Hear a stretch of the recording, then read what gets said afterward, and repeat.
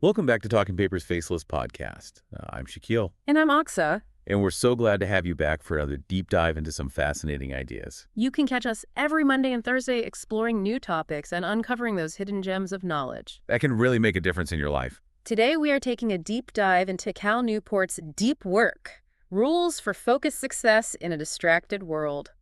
A book that really makes you rethink how you work and maybe even how you live. Before we jump in, a quick reminder to subscribe, like, and comment. We love hearing your thoughts. And suggestions for future deep dives. So if there's a topic you're dying to explore, let us know in the comments. Now back to deep work. The core concept here, deep work itself, is something that resonates with anyone who's ever felt scattered. And unproductive in our hyper-connected world. Oh, absolutely. Yeah. It's like we're constantly bombarded with notifications, emails, Mhm. social media updates. So when do we get anything done at all? Exactly. Newport argues that this constant shallowness is actually detrimental to our ability to produce high-quality work and even to our overall well-being. So what's the antidote? Well, that's where deep work comes in. Newport defines it as professional activities performed in a state of distraction-free concentration that push your cognitive capabilities to their limit. It's about tapping into that laser focus, shutting out the noise, and really engaging with the task at hand. And the book is full of fascinating examples of people who've mastered deep work and achieved incredible results. Like Jason Ben, a financial consultant who retrained himself to become a coder in just 2 months using intense, focused study techniques. What's striking about Ben's story is his commitment to creating an environment that minimized distractions. No computer, just textbooks, note cards, and a highlighter locked away in a room. It's almost monastic. It really highlights the importance of being intentional about our environment and setting ourselves up for success when it comes to deep work. Absolutely. And think about the implications for you. What if you could learn a new skill or complete a challenging project in a fraction of the time by incorporating those deep work principles? It's like unlocking a hidden superpower. But here's the thing, distraction is everywhere. It's not just about our physical environment, it's also about those digital tools that are constantly vying for our attention. Newport argues that this constant shallowness we engage in, jumping from emails to social media to news articles, isn't just annoying.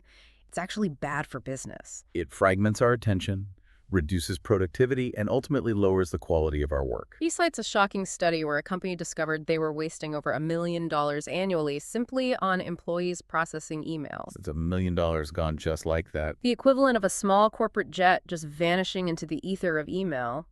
Makes you think twice about hitting that send button, doesn't it? It certainly does. Yeah. And it makes you realize the hidden costs of shallow work, not just in terms of money, but also in terms of time energy, and even our ability to think clearly and creatively. Now we've established that deep work is good for our careers and our productivity. But what about our souls? Can it actually make us happier? That's a fascinating question. And surprisingly, the answer seems to be yes. Think about the deep satisfaction a master craftsman finds in honing their skills and creating something truly valuable. There's a sense of meaning and purpose that comes from dedicating yourself to a craft, whether it's woodworking, writing code, or even, as Newport highlights, crafting the perfect sword. He tells the story of Rick Furrer, a master swordsmith who finds deep fulfillment in the meticulous process of forging blades. It's not just about the end product, it's about the dedication, the mastery, the pursuit of excellence. And deep work allows us to approach our own work with a similar sense of craftsmanship, transforming even a seemingly mundane job into a source of genuine satisfaction. It's about finding that flow state where you're completely absorbed in your work and time seems to fly by. That's where the magic happens. Before we dive deeper into the specific strategies Newport outlines for cultivating deep work, we'd love to hear from you. Don't forget to hit that subscribe button, leave a like, and share your thoughts in the comments below. We thrive on your engagement and your suggestions for future deep dives. Now back to deep work. So we've established why deep work is crucial. But the question is, how do we actually make it happen? How do we fight back against the constant onslaught of distractions in our hyper-connected world? Well, Newport doesn't leave us hanging. He offers a variety of approaches to incorporating deep work into our lives, recognizing that there's no one-size-fits-all solution. One approach is the monastic approach. It's about eliminating or drastically reducing shallow obligations to create extended periods of intense focus. It's almost like retreating to a monastery, metaphorically speaking, to really dive deep into your work without interruption. For those who can't completely disconnect, there's the bimodal approach. This involves alternating between periods of intense, deep work and periods where you're more accessible and engaged in shallow activities. Think of it like having a dedicated deep work week, followed by a shallow work week. It allows you to reap the benefits of deep work without completely isolating yourself from the demands of the modern workplace. And for those with even less flexibility, there's the journalistic approach. This is all about fitting bursts of deep work into your schedule whenever you can find the time. It's like being a journalist who can switch into focus mode at a moment's notice to write a compelling story. It's about seizing those pockets of time, even if they're only 30 minutes here or an hour there, and using them to make progress on your most important work. These different approaches show that deep work isn't an all-or-nothing proposition. It's about finding what works for you, your work style, and your life circumstances. And once you've chosen an approach, Newport provides a whole toolkit of tips and techniques to make your deep work more effective, to really maximize those focus sessions. One of the tips that really stood out to me is the idea of ritualizing your deep work. Yes, creating a specific routine to help you transition into that focused state. It could be as simple as making a cup of tea, putting on noise-canceling headphones, or taking a short walk to clear your head before settling into your work. It's about creating a psychological trigger that tells your brain, okay, it's time to focus. It's time for deep work. And if you really want to solidify that commitment, Newport suggests making a grand gesture.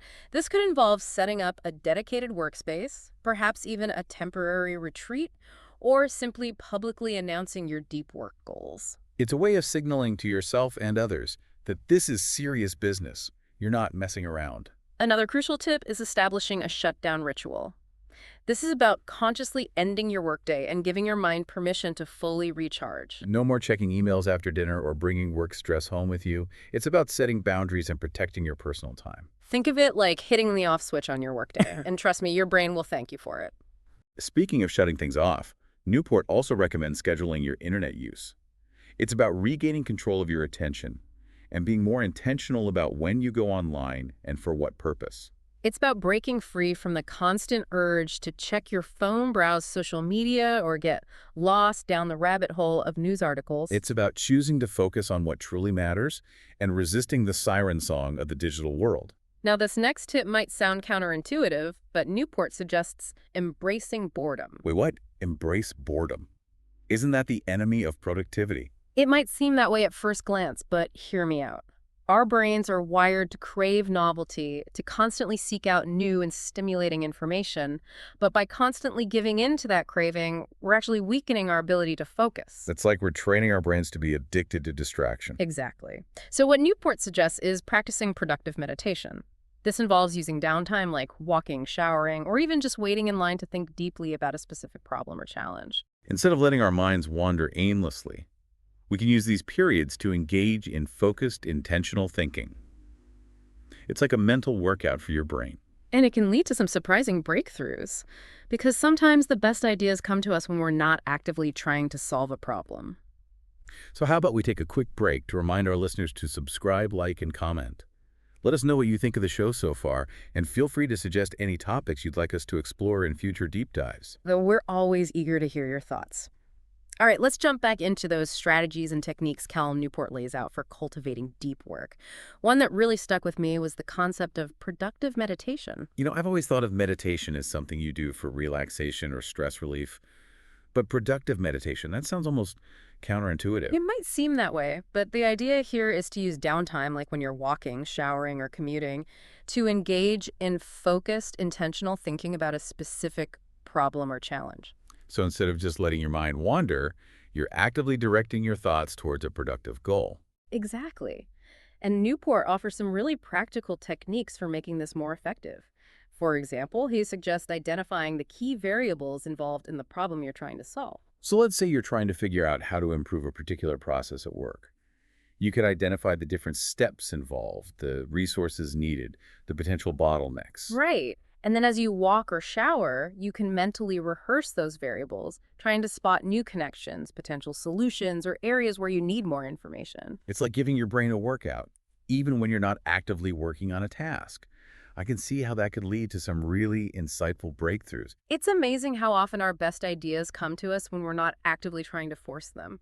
Now, another strategy that resonated with me was scheduling internet blocks. It's about being more intentional with our internet use and resisting that constant urge to check email, social media, or news websites. I think we can all relate to that feeling of getting sucked into the internet vortex. You sit down to check one email, and suddenly an hour has gone by, and you've Yeah. accomplished nothing. Exactly. So Newport's suggestion is to schedule specific blocks of time for internet use and then outside of those blocks to completely disconnect. That might sound extreme, but I can see how it would be incredibly effective in helping us regain control over our attention and focus on what truly matters. It's about breaking that cycle of constant task switching and allowing our brains to fully engage with the task at hand. Now, this next strategy is perhaps the most controversial: quitting social media. I have to admit, this one made me a little nervous. I mean, social media is such a big part of our lives these days. Can you really just quit cold turkey? Well, Newport acknowledges that this isn't a decision to be taken lightly. But for those who are serious about deep work, he makes a compelling case for why it might be necessary. What's his main argument? He argues that social media platforms are designed to be addictive. They're constantly vying for our attention, and they reward us with those little dopamine hits every time we get a comment or a notification. It's true. You get that little ping on your phone, and you can't help but check it even if you know you should be focusing on something else. Exactly. And this constant stream of distractions, however small they may seem, can make it incredibly difficult to achieve the level of focus required for deep work. So what does he suggest? Just delete all your accounts. He proposes a 30-day experiment where you completely abstain from all social media platforms. The idea is to step back and objectively assess the role these platforms play in your life. Are they truly enriching your experiences, or are they simply consuming your time and attention without providing much real value? And here's an interesting twist. He encourages you to do this quietly, without announcing your departure or deactivating your accounts. Why the secrecy? It's about experiencing life without the constant need to share, comment, or curate your online persona. I see.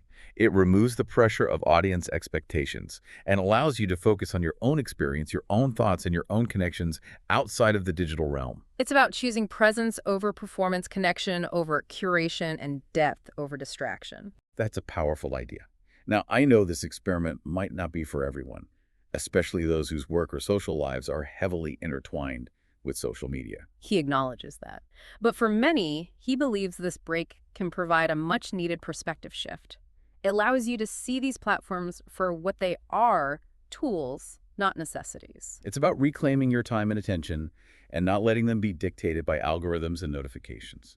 Now, shifting gears a bit, one of the more practical aspects of the book that really appealed to me was the idea of scheduling every minute of your workday. This one might sound incredibly structured, but Newport's argument isn't about being rigid. It's about being intentional with your time and making conscious choices about how you spend it. Because when we don't have a clear plan for our day, it's so easy to get swept away by distractions and those shallow tasks that seem urgent but don't really move the needle. Exactly. By scheduling our day in advance, we're essentially creating a roadmap for our attention. We're prioritizing the activities that are most important to us and minimizing those distractions that tend to derail our focus. He acknowledges that this approach might feel a bit daunting at first, but he emphasizes that it becomes easier with practice. It's about developing a system that works for you and then sticking to it. He suggests starting by identifying your most important tasks for the day, those activities that really align with your goals and require deep focus, and then you block out specific time slots for those activities on your calendar. So those blocks become non-negotiable protected time for deep work. Exactly. And once you've scheduled your deep work blocks, you can then allocate time for other activities like meetings, email, administrative tasks, or those shallow activities that you can't completely eliminate. The key is to be realistic about how much you can accomplish in a day and to avoid overscheduling yourself, especially when it comes to deep work. Newport also stresses the importance of scheduling breaks and downtime. Our brains need time to rest and recharge in order to function at their best. That's like a muscle. You can't just work it constantly without giving it time to recover. Exactly. And by incorporating breaks into our schedules, we can actually enhance our productivity and creativity in the long run. It's about working smarter, not harder. Now, hand in hand with scheduling goes another crucial skill: learning to say no.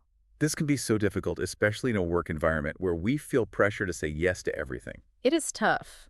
But when we have a clear plan for how we want to spend our time, it becomes easier to identify those commitments that don't align with our priorities or that would derail our deep work efforts. We can politely decline those requests or delegate tasks to others when appropriate. It's about being protective of our time and energy, recognizing that we can't do everything. And by learning to say no, we create more space in our schedules for those activities that truly matter, those activities that align with our goals and bring us closer to our desired outcomes. It's about being intentional and focused, both in how we work and in how we live. Before we continue exploring some of the deeper philosophical implications of deep work, let's pause and remind our amazing listeners that we'd love to hear from you. Don't forget to subscribe to our channel, hit that like button, and leave a comment below. We're always eager to hear your thoughts on the show and your suggestions for future episodes. And if you have any questions about deep work or any of the strategies we've discussed, drop them in the comments and we'll do our best to address them. All right, now let's dive back into deep work. In one particularly fascinating section, Newport explores the relationship between deep work and the concept of meaning. He argues that deep work is not just about productivity or getting things done, it's also about finding fulfillment and purpose in our work, about aligning our efforts with something larger than ourselves. He draws upon the work of philosophers Hubert Dreyfus and Sean Dorrance Kelly, who explore the concept of sacredness and meaning in their book, All Things Shining. They argue that throughout history, humans have found meaning and purpose through skilled craftsmanship. The act of honing a skill, mastering a craft, and creating something of value has always been a source of deep satisfaction and a way of connecting with something bigger than ourselves. And Newport suggests that we can apply this same principle to our work even in the digital age. We can approach our work with a sense of craftsmanship, focusing on developing our skills, producing high-quality work, and contributing something meaningful to the world. He argues that deep work is the key to unlocking this kind of fulfillment. It's through deep work that we can push our cognitive abilities to their limits, achieve mastery, and create work that truly matters, work that we can be proud of. He uses the example of computer programmers who find deep satisfaction in writing elegant, efficient code. It's not just about getting the job done. It's about doing it with skill, artistry, and a deep understanding of the craft. And this principle can be applied to any field, whether you're a writer, a musician, an entrepreneur, an accountant, or a teacher. It's about approaching your work with intention, focus, and a desire to excel, to create something of value, to make a contribution. Now, Newport acknowledges that not everyone is lucky enough to have a job that they find inherently meaningful, but he argues that even in those cases, deep work can still be a source of satisfaction. It's about the process of mastery, the challenge of pushing ourselves, and the sense of accomplishment that comes from doing difficult things well. It's about taking pride in our work regardless of the specific tasks involved. And it's also about aligning our work with our values. If we're spending our time and energy on activities that don't align with what we truly care about, it's unlikely that we'll find deep satisfaction no matter how much we achieve or how much money we make. It's about finding a way to connect our work to a larger purpose, whether that's contributing to our community, solving a problem we're passionate about, or simply making a positive impact on the world. In the final part of deep work, Newport turns his attention to the importance of building rituals and routines that support deep work. He argues that our brains thrive on structure and predictability. When we have set routines for deep work, it becomes easier for our minds to transition into a state of focused concentration. One of the most powerful rituals he suggests is the shutdown ritual.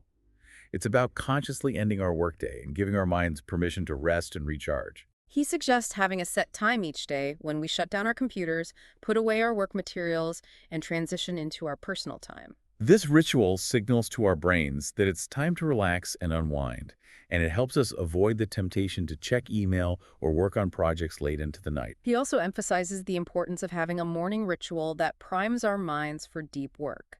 This could involve activities like meditation exercise or simply spending some time in nature, connecting with the world outside of our screens and to-do lists. The key is to find what works for you and to create a routine that helps you start your day feeling focused, energized, and ready to tackle your most important tasks. And he also suggests having specific rituals for transitioning into deep work sessions throughout the day. These could be little things like making a cup of tea, putting on noise-canceling headphones, or simply taking a few deep breaths to clear your mind and signal to your brain that it's time to shift into focus mode. It's about creating a sense of separation between your deep work time and the rest of your day, so that your brain knows that it's time to focus and engage in deep, concentrated effort.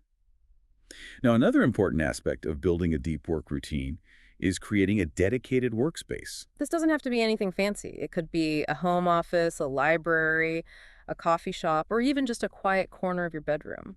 The key is to have a space that's dedicated solely to deep work, so that when you enter that space, your brain knows that it's time to get down to business, to shut out the distractions and to focus on the task at hand. And Newport also emphasizes the importance of minimizing distractions within that workspace. This means turning off notifications, putting your phone on silent, and closing any unnecessary tabs or windows on your computer. It's about creating an environment where you can focus without interruption, where your attention can be fully absorbed in your work. And this might involve having a conversation with your family or roommates about respecting your deep work time. Letting them know that you need to be able to focus without distractions during certain hours of the day. Now, I know some listeners might be thinking, okay, but what if I don't have control over my work environment? What if I'm stuck in an open office or I'm constantly being interrupted by colleagues? That's a valid concern, and Newport offers some strategies for dealing with those situations. He suggests having a conversation with your boss or your team about the importance of deep work. Explain the benefits of focused concentration and how it can lead to increased productivity, better quality work, and ultimately better results for everyone. He also suggests negotiating specific times during the day when you can work without interruptions. This might involve blocking out time on your calendar, putting on noise-canceling headphones, or even finding a quiet space to work outside of the office, even if it's just a conference room or a nearby coffee shop. The key is to be proactive and to advocate for the time and space you need to do deep work. Don't be afraid to speak up and explain why it's important, not just for you, but for the success of the team as a whole. Now returning to the concept of meaning, Newport shares some inspiring stories of individuals who have successfully integrated deep work into their lives and achieved remarkable results. He profiles a diverse range of people, from writers and academics to entrepreneurs and athletes, all of whom have found ways to prioritize deep work and make it a central part of their success. And what's fascinating is that they all have different approaches to deep work. Some are monastic, shutting themselves away from the world for extended periods of time to focus intensely on their work. Others are bimodal, alternating between periods of intense focus and periods of more social engagement. And still others are journalistic, fitting bursts of deep work into their busy schedules whenever they can find the time. But what unites them all is a commitment to prioritizing deep work and creating the conditions necessary for focused concentration. One of the most inspiring stories in the book is that of Neal Stephenson, a science fiction writer known for his complex, meticulously researched novels. Stevenson has a very strict approach to deep work. He famously avoids email and social media, and he has a dedicated writing cabin where he spends hours each day immersed in his work. He's a great example of someone who has created a life that supports deep work. And the results speak for themselves. Stevenson's novels are critically acclaimed and commercially successful, and he's considered one of the most important science fiction writers of our time. Another inspiring story is that of Bill Gates, who most people know as the co-founder of Microsoft and one of the wealthiest people in the world. But what's less well known is his commitment to deep work. Gates famously takes regular think weeks, where he retreats to a secluded cabin to read, think, and work on his most important projects. And this practice has been instrumental in his success. It's allowed him to step back from the day-to-day demands of running a company and to focus on the big picture thinking that has shaped Microsoft's strategy and innovation. Now, Newport also shares the stories of less well-known individuals who have achieved remarkable results through deep work. He profiles a college professor who transformed his teaching and research by prioritizing deep work, an entrepreneur who built a successful startup by working intensely for extended periods of time, and a musician who honed his craft by dedicating hours each day to focused practice. These stories demonstrate that deep work is not just for the elite few. It's a skill that anyone can cultivate, and it can lead to remarkable results in any field. In the final chapter of Deep Work, Newport reflects on his own journey toward a deeper, more focused life. He describes his experience as a graduate student at MIT, where he developed his deep work habits and began to see the transformative power of focused concentration.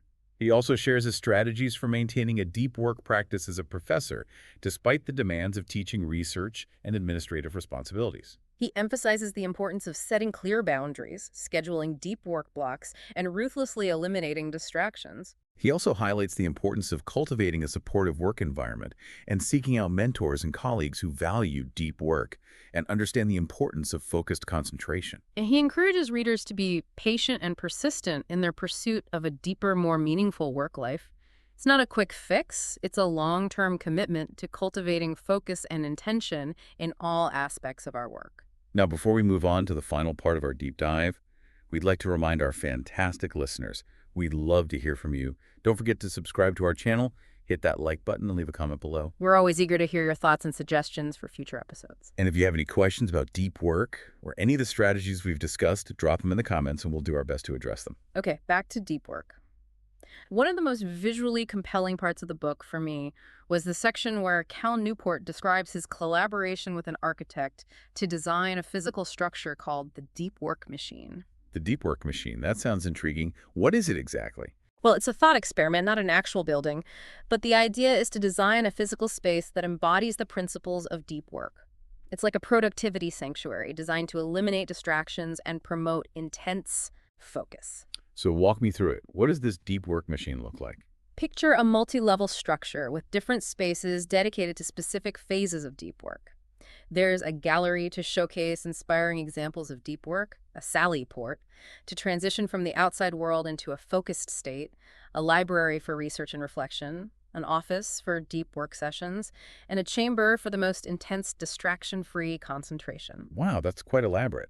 It sounds like a physical manifestation of all the strategies we've been discussing. Exactly.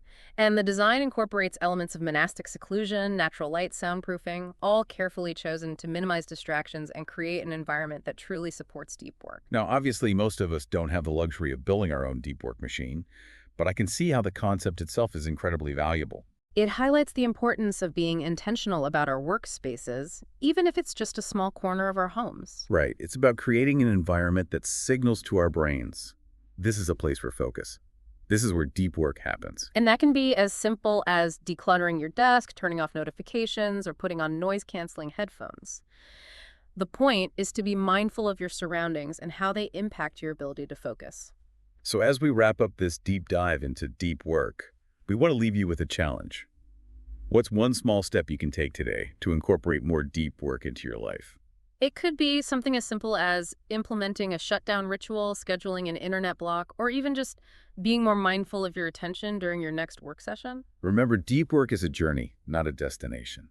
It's about making small, consistent steps toward greater focus and intentionality. And as you progress on this journey, you'll find that the rewards in terms of your productivity, your creativity, and your overall sense of fulfillment are well worth the effort. A deeper, more focused, and more meaningful work life is within your reach. Thanks for joining us on this deep dive into deep work. And don't forget to subscribe, like, and comment. We love hearing your thoughts and suggestions for future deep dives. Until next time, keep diving deep.